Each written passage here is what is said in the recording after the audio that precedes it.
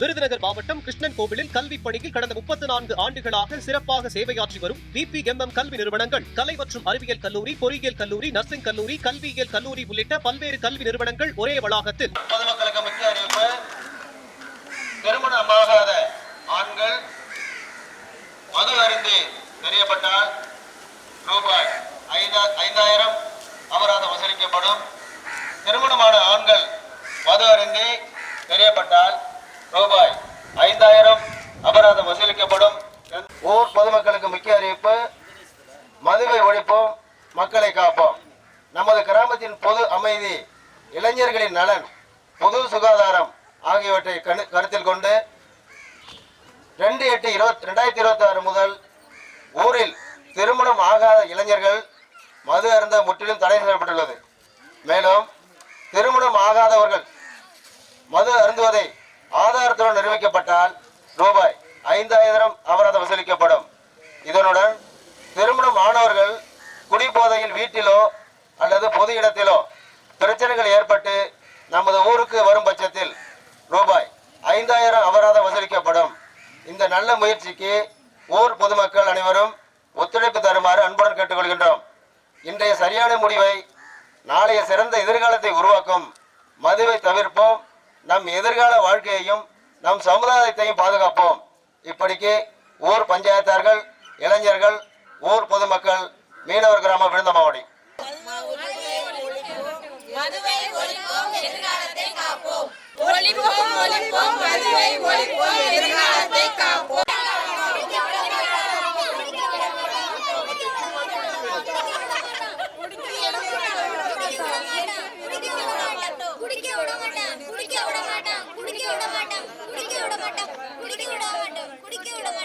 நான் நாகை மாவட்டம் விழுந்தமாவடி மீனவர் காலனி தெருவிலேருந்து மேகலா பேசுகிறேன்.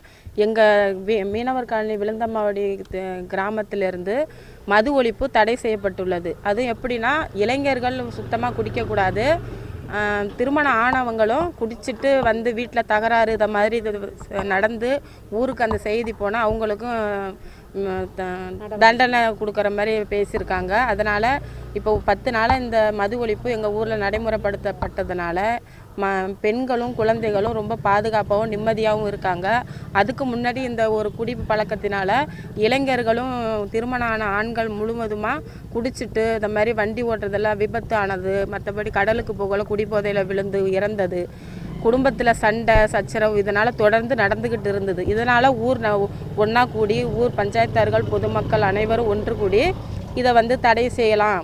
இதனால் ரொம்ப பாதிக்கப்பட்டு பெண்களும் குழந்தைகளும் படிக்க முடியாமல், குழந்தைகளும் அப்பா குடிச்சிட்டு வந்து அம்மாகிட்ட சண்டை போகிறத பார்த்துட்டு குழந்தைகள் அதோட எதிர்காலம் படிப்பு எல்லாமே பாதிக்கப்பட்ட சூழ்நிலையை கருத்தில் கொண்டு எங்கள் கிராமத்தில் இந்த மது ஒழிப்பு குடிக்கக்கூடாது அப்படிங்கிற ஒரு சட்டத்தை, அதாவது இப்போ ஒரு இதை அறிவித்து இப்போ நடைமுறைப்படுத்தப்பட்டு வந்திருக்கு. இதனால் இப்போ இந்த 10 நாட்களில் நல்ல ஒரு மாற்றம், பெண்கள் கொஞ்சம் நிம்மதியாக இப்போ ஃபீல் பண்ணுறாங்க. அதுக்கு முன்னாடி கஜா புயல்னால் ரொம்ப பாதிக்கப்பட்டு இருந்தோம். அந்த கஜா புயலை விட ஒரு பாதிப்பு என்னென்னா, ஆண்களும் இளைஞர்களும் இந்த குடிப்பழக்கத்தினால ரொம்ப ஒரு மோசமான பாதையை நோக்கி போயிட்டு இருந்தாங்க. இந்த மது ஒழிப்பு வந்த பிறகு தான் எங்கள் கிராமத்தில் இப்போ மக்கள் ரொம்ப ஒரு நல்ல ஒரு அமைதியான சூழலில் நிலவுது.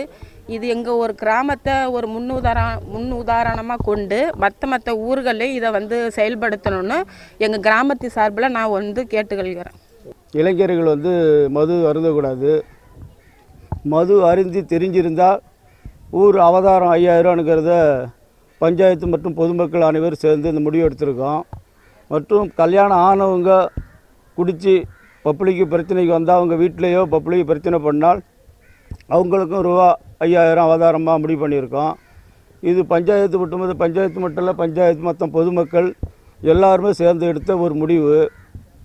இந்த முடிவில் ஏற்கனவே சுனாமி அப்போ நிறையா நாங்கள் பாதிக்கப்பட்டிருக்கோம். எங்கள் சொத்து பொருள், எங்கள் பிள்ளைங்களை தாய் தவறு எல்லா பேரையும் நிறையா இழந்தும் கொஞ்சம் கொஞ்சமாக முன்னேறி வந்தோம். அப்புறம் கஜா புயல் அடிச்சிச்சு. கஜா புயல்லையும் கடுமையாக நாங்கள் பாதிக்கப்பட்டு கொஞ்சம் கொஞ்சம் மீனும் வளமும் கடலில் குறைஞ்சிடுச்சு. வர்றதை கொண்டு நாங்கள் ஒட்டிக்கிட்டு காலவசம் பண்ணிக்கிட்டு இருக்கோம். இந்த குடி பழக்கணுங்கிறது அதிகரிச்சுட்டே வந்துக்கிட்டு இருக்குது.